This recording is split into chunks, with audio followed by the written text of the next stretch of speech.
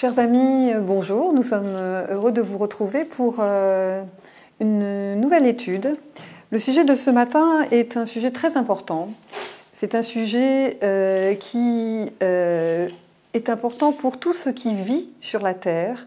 C'est l'instruction du jugement. Sans plus attendre, je vais vous présenter nos deux amis pasteurs de l'Église adventiste qui ont accepté de nous conduire dans cette étude.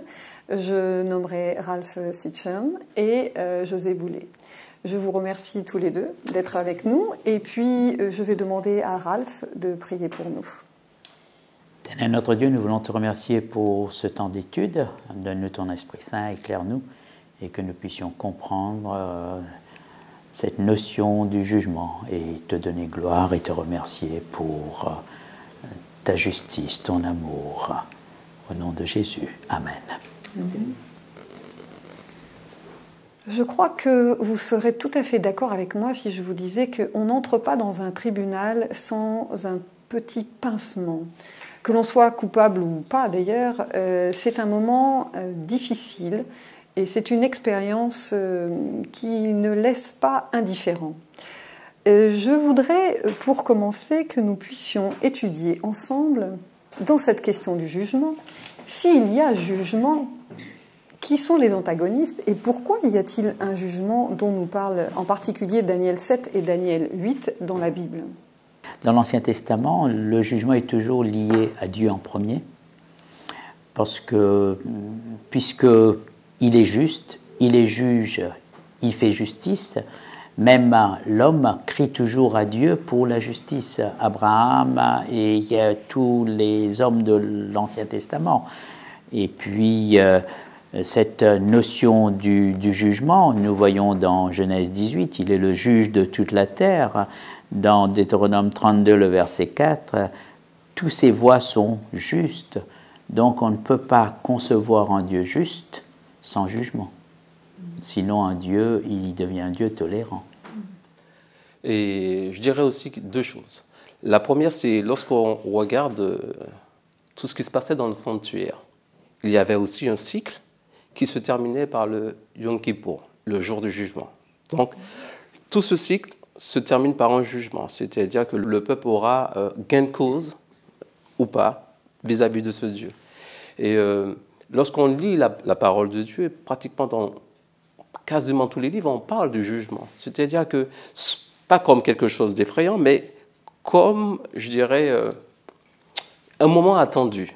C'est-à-dire qu'il y a un peuple qui attend enfin une justice.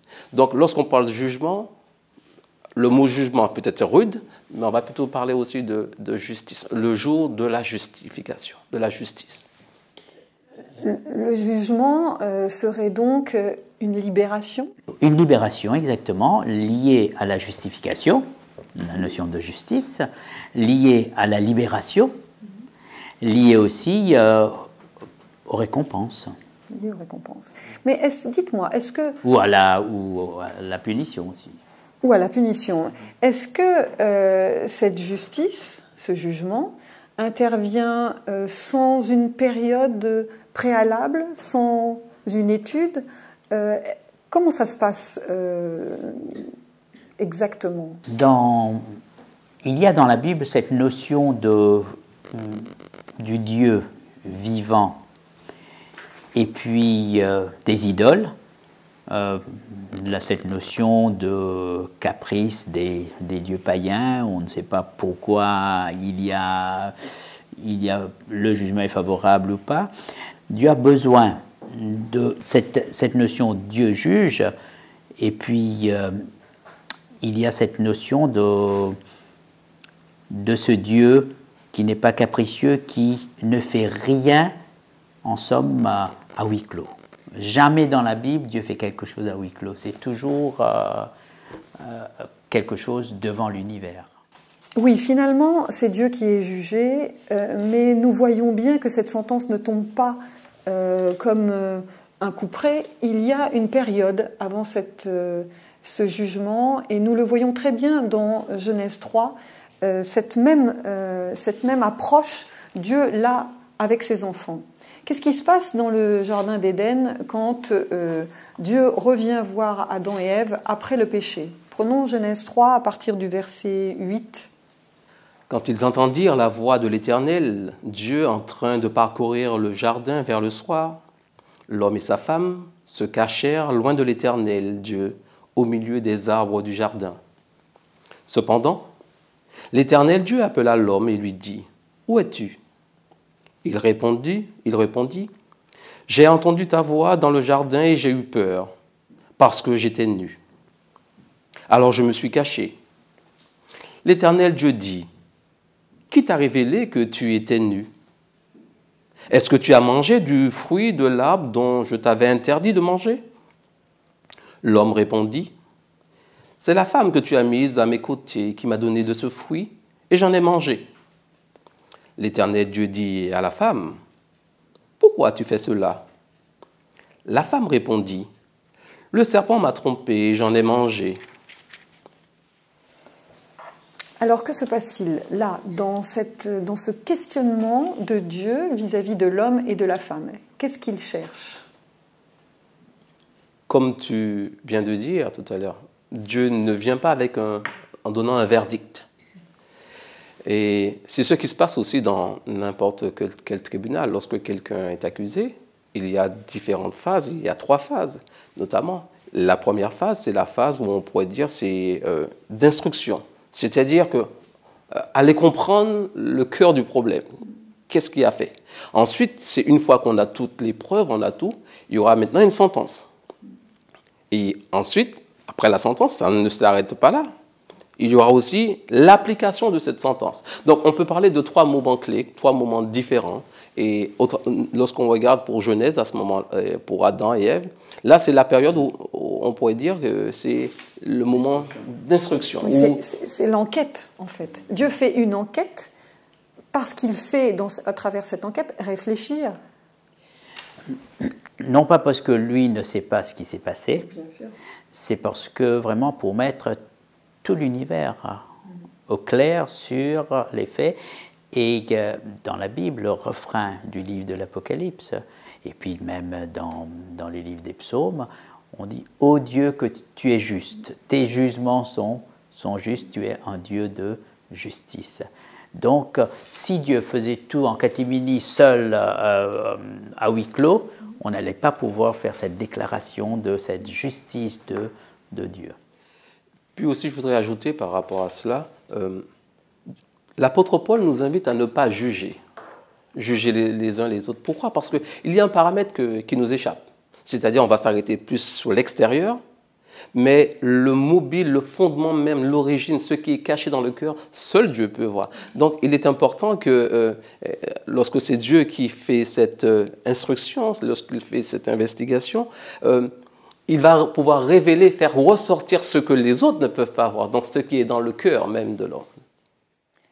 Et comme tu disais tout à l'heure, effectivement, il y a donc là une prise de conscience, effectivement, au cours de cette enquête, parce que l'univers tout entier, qui lui n'est pas comme Dieu, qui ne voit pas et ne sait pas ce qu'il y a dans le cœur, peut voir ce qui s'est passé exactement et prendre part finalement à ce jugement, à cette instruction d'abord, et ensuite comprendre la légitimité du jugement. Mais j'aimerais vous poser la question, alors, comment ça se passe exactement et à quel moment ce jugement commence? Et plus exactement, à quel moment l'instruction, puisqu'il ne peut y avoir de jugement que parce qu'il y a eu au préalable une instruction? Lorsque l'on regarde le livre de Daniel, Daniel chapitre 7, où on parle aussi de Daniel, l'arrière-plan de cela, Daniel a un rêve où il voit 4 animaux un peu bizarres, et il est interpellé par le dernier, le 4e, il va le décrire comme une bête qui est terrible, qui n'est pas beau, mais qui a des dents de fer. Tout. Il va décrire quelque chose, et cette bête-là est caractérisée par une corne. Il a 10 cornes, mais il y a une autre corne qui pousse. Et alors qu'il est en questionnement par rapport à ce qu'il voit, on voit qu'à partir du verset 9 et 10, commence quelque chose. L'ange va lui donner quelques explications, ou il commence à pas essayer de comprendre, mais je vais lire le passage, ce sera plus clair. Daniel chapitre 7, verset 9. Pendant que je regardais, on a placé des trônes, et l'ancien des jours s'est assis. Son vêtement était aussi blanc que la neige, et les cheveux de sa tête pareils à de la laine pure. Son trône était de flammes, et ses roues étaient de feu dévorant. Un fleuve de feu coulait et sortait de devant lui. Des dizaines de milliers le servaient, et des centaines de millions se tenaient debout devant lui. Les juges se sont assis, et des livres ont été ouverts. Donc si les livres sont ouverts, c'est que l'instruction commence. Mais alors, exactement à quel moment va-t-elle se terminer? Le seul, en somme, Daniel voulait tout comprendre. Dieu a envoyé l'ange pour expliquer à Daniel la totalité, sauf la clé du 2300 soirs et matins. Et puis vers la fin du livre de Daniel, Dieu dit à Daniel, va, repose-toi, tu seras debout pour ton héritage à la fin des jours, rassure-toi, j'ai la situation en main. Et après vient Apocalypse 10, la grande, en somme, le livre qu'on doit prendre à la déception, et puis non, qui est doux à la bouche et puis amer à l'intérieur, à l'intestin. Et puis vient aussi chapitre 12, 14, lorsqu'on fait le lien, à partir de la déception vient l'étude et la compréhension du jugement. Nous ne pourrons pas rentrer dans les détails des 2300 soirs et matins, mais in fine, 1844 commence l'instruction du jugement. Donc nous avons pour habitude... Au texte, voilà, le texte aussi dit quelque chose, c'est à une période où le peuple souffre, où le peuple de Dieu est agressé, on peut dire, par cette petite corne. C'est à ce moment-là que commence le jugement. C'est-à-dire que le texte qu'on vient de lire commence à un moment précis, un moment où le peuple de Dieu on pourrait dire, dominé, alors que le jugement est donné pour un peuple qui semble être dominé, être perdu. Donc, on peut dire que cette instruction commence avant que le retour de Christ ne vienne. Parce que certains pensent que c'est quand Jésus reviendra que c'est à ce moment-là qu'il jugera. Et dans le texte, nous fait comprendre que c'est un moment où le peuple de Dieu a l'air d'être, à subir les choses. C'est à ce moment-là que ça commence, dans le ciel. Le jugement, les 2300 soirs et matins, est lié à la purification du sanctuaire. Donc, il est question ici de spiritualité du peuple de Dieu, parce que le sanctuaire n'a rien avec ceux qui ne sont pas avec Dieu. Oui. Hein, ils ne vont pas venir pour apporter leurs fautes et ainsi de suite, avec tout ce système nécessaire pour la justification, la purification. Et dans cette notion de jugement, justement, il y a cette notion de Dieu défend la cause du coupable, le pécheur. Et il y a, pour cette purification, 2300 soirs et matins, puis le sanctuaire sera purifié. Le sanctuaire a été souillé, il faut une purification. Donc là vient cette idée d'une période bien donnée, bien déterminée pour le commencement de cette purification. Oui, c'est en fait ce qui était préfiguré dans le désert avec le tabernacle, de cette fête dont nous parlions tout à l'heure du Yom Kippour, qui, une fois pour toutes, maintenant, se produit dans le ciel, puisque ce jugement, nous sommes tous d'accord qu'il se produit dans le ciel, et qu'il a donc commencé en 1844 avec ceux qui sont morts en Christ, et qu'il se poursuit jusqu'à quand? Quand est-ce que cette instruction se termine? Oh, là, nous avons le texte Daniel 7, 22, qui nous dit « Jusqu'au moment où l'Ancien des jours vint donner droit au sein du Très-Haut et le temps arrivera où les saints furent en possession du royaume. Hein, à partir de ce texte, c'est vraiment cette possession du royaume, et quand le roi vient, les saints seront en possession du royaume, le retour de Jésus. Le retour de Christ. Donc on peut donner cette période de temps, c'est au retour de Christ finalement que l'instruction cesse et que le jugement tombe. Nous sommes toujours dans le jugement d'instruction concernant les enfants de Dieu. La maison Après, l'autre jugement vient, il y a, dans l'Apocalypse dans l'Apocalypse 20, ça c'est un autre aspect, c'est pas dans notre portion. Et dans la partie du verset le 22 que Rav vient de lire, on voit la sentence, on voit le verdict. C'est-à-dire, en amont, on voit un peuple qui souffre, on a l'impression qu'il est perdant, mais la chose va changer parce que le verdict est en sa faveur. Et là, on commence à avoir une bonne nouvelle. C'est-à-dire que, alors qu'il souffre, alors qu'il voit ce qui est dans son quotidien, il ne voit pas l'échappatoire à cela, le verdict de l'Ancien, donc de Dieu, donne raison déjà à son peuple.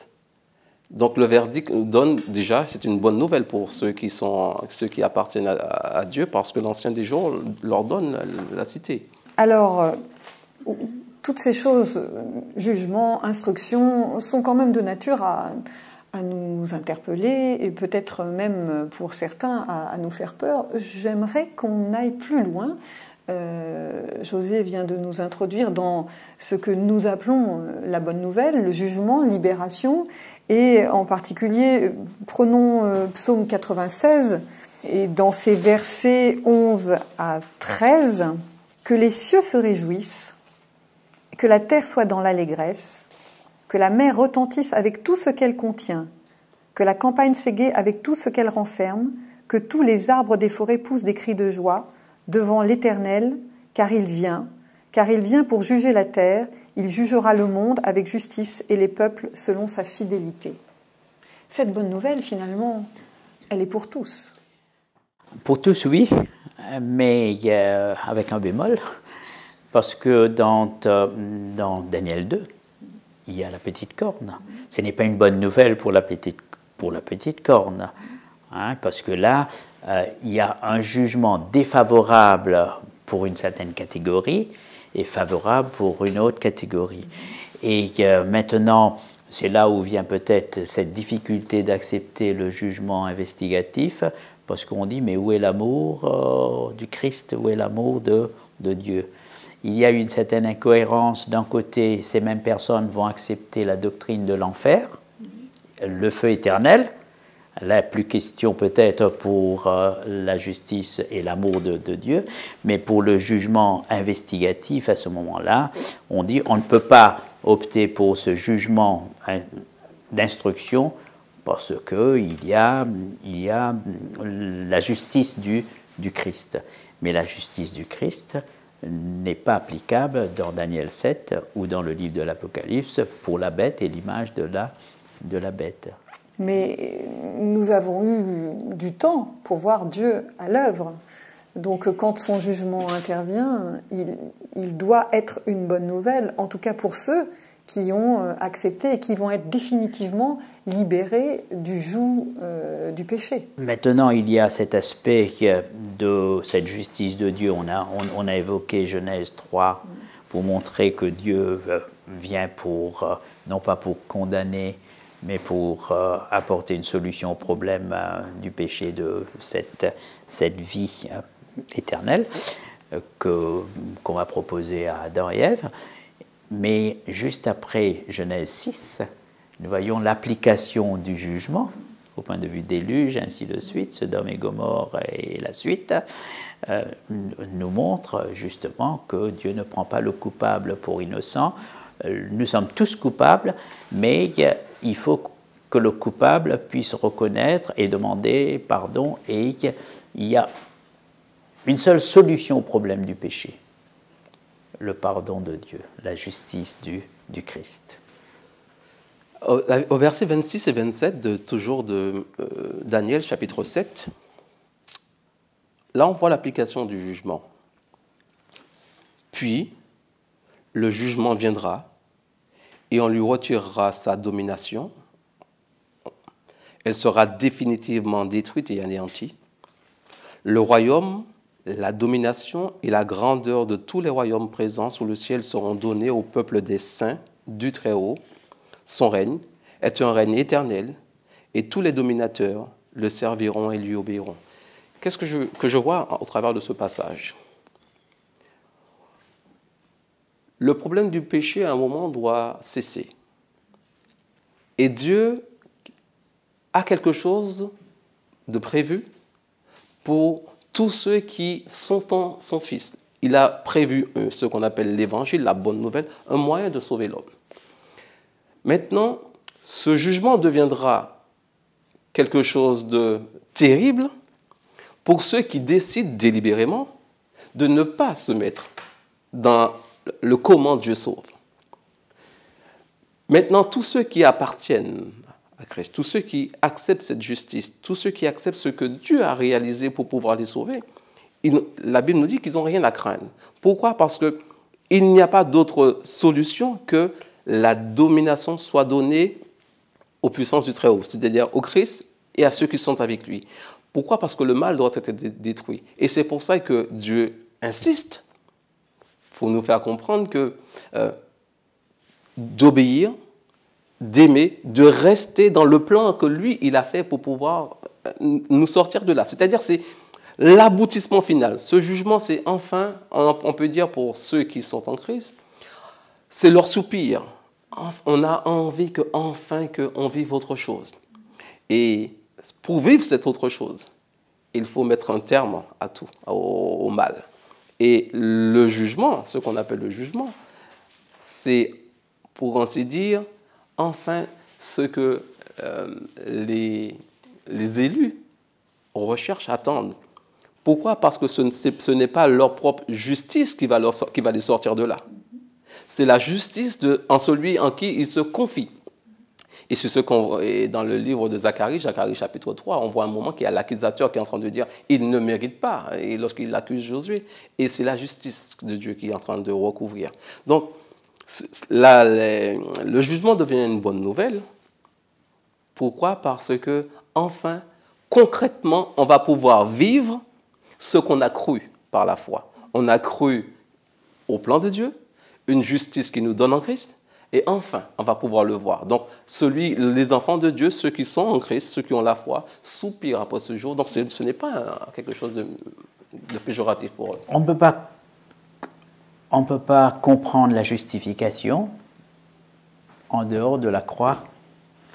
Le sanctuaire était le centre pour trouver une solution au problème du péché dans l'Ancien Testament, et la croix est au centre dans le Nouveau Testament au problème du péché. L'agneau de Dieu dans l'Ancien Testament, l'agneau de Dieu qui ôte le péché du monde, ainsi de suite. Nous savons que c'est l'agneau de Dieu, Jésus, qui, en somme, justifie ceux de l'Ancien et de la Nouvelle Alliance. Et Jean 3,16 nous dit « Dieu a tant aimé », nous connaissons le texte, mais Jean 3,36 nous dit « Celui qui croit au Fils a la vie éternelle », à partir de la justification, non pas à partir de ce qu'ils ont fait. « Celui qui ne croit pas au Fils ne verra point la vie, mais la colère de Dieu demeure sur lui. » Christ sente de cette justification. Et il y a Paul qui parle de la grâce, nous dit « La colère de Dieu », en Romains 1, le verset 18 et 19, « La colère de Dieu se révèle du ciel contre toute impiété et toute injustice des hommes qui retiennent injustement la vérité captive, car ce qu'on peut connaître de Dieu est manifeste par eux, Dieu le leur ayant fait connaître. » Dans cette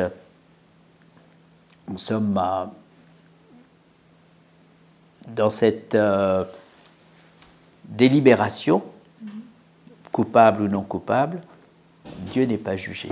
Dieu n'est pas jugé, c'est l'homme qui est jugé. Dieu est juste, Dieu reste juste, et il veut montrer qu'il reste juste justement, c'est pourquoi il y a le jugement investigatif. Et avant d'exécuter, pour le jugement exécutif pour les méchants, là aussi, il va prendre le soin pour inclure les bons, pour savoir que sa justice est éternelle. Et juste un verset aussi pour ceux qui auront peur, qui ont peur de ce jugement, que c'est une bonne nouvelle. Dans Jean chapitre 5, verset 24, nous pouvons lire la chose suivante.